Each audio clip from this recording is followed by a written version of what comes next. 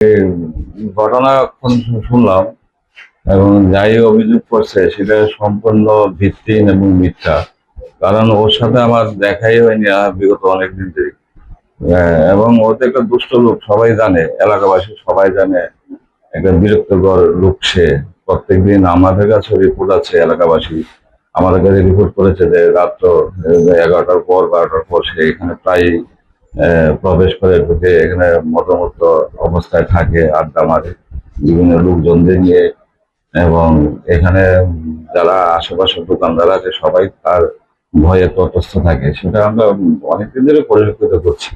তো সেই বিষয়টা নিয়ে কি আর বলা। আর এমনিতেই এই ছেলেটা, আমরা সবাই জানেন, এই ছেলেটা বাম আমলও একটা ত্রাস ছিল। একবার অটো থেকে একটা কলেজ ছাত্রীকে নেমে ওকে চর মারা হয়েছিল ভাড়ার জন্য।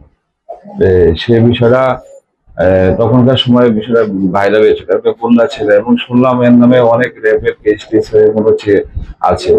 এইসব লোক সামনে সারিতে এসে যদি এরকম ভাবে আচরণ করে, তো এটা শোভনীয় নয়। আমাদের জন্য এটা শোভনীয় নয়। এবং আজকে সকাল থেকেই এখানে শুনলাম প্যাসেঞ্জারদের হয়রানি করা হয়েছে। রাত্রে সকাল থেকে 8টা থেকে এখানে রাস্তা বন্ধ করে দেওয়া, তাদের সেই চিরাচরিত বাম আমলে যেটা আমরা দেখে এসেছিলাম যে রাস্তা রোকো আন্দোলন করা, কথায় কথায় সেরকম দেখছি। তো আমার আজ ঠিক সেই প্রায় ঘন্টা দুয়েকের উপর রাস্তা বন্ধ, অনেক প্রচুর অফিস যাত্রীরা তারা সঠিক মতো অফিসে যাইতে পারেনি। এটা নিয়ে একটা বিরাট সমস্যা এলাকা ছিল।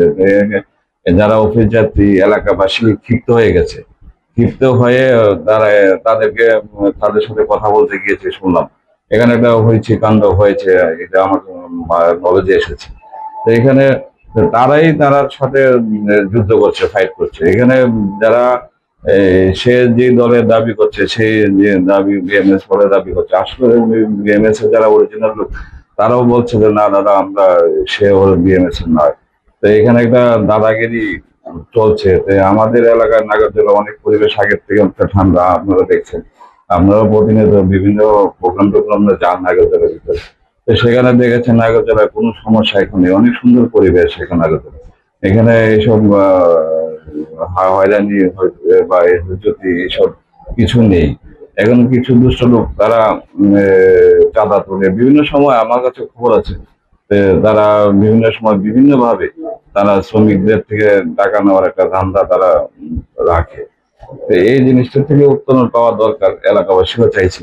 এলাকাবাসী যারা আশেপাশের নাগরিকরা আছে, যে নাগরদোলা আছেন, যে তারাও চাইছে যে এইসব একটা লোক যেন নাগরদোলা যেন প্রবেশ না করে, কারণ এখানকার পরিস্থিতি তারা খুব খারাপ করে ফেলে।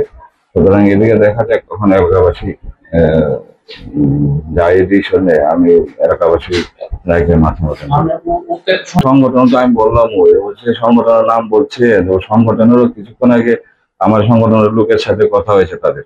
তারা বলছে যে তারা সে ওই কমিটির কোনো লোক না, সংগঠন না। তাদেরকেও শুনলাম গত কয়েক মাস আগে যারা অরিজিনাল সংগঠনের লোক ছিল, যে সংগঠনের কথা বলছে, সেই সংগঠনকে তারা এরাই তারা বিভিন্ন ভাবে চাপ প্রয়োগ করে তাদেরকে নাগরদল থেকে তারা সরিয়েছিল। এই গ্রুপটাই আজকে এই অবস্থা করছে। এখানে গোটা কয়েকটা ছেলে, সবাই না।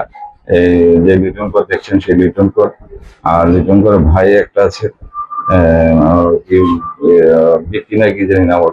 যাই হোক, ওই কয়েকটা লোক দুষ্ট, মানে ওইটাই দুষ্টামি করছে বিষয়। ভোট নিয়ে ওই যে কথা বলছে সে, এটা তো তার বিরুদ্ধে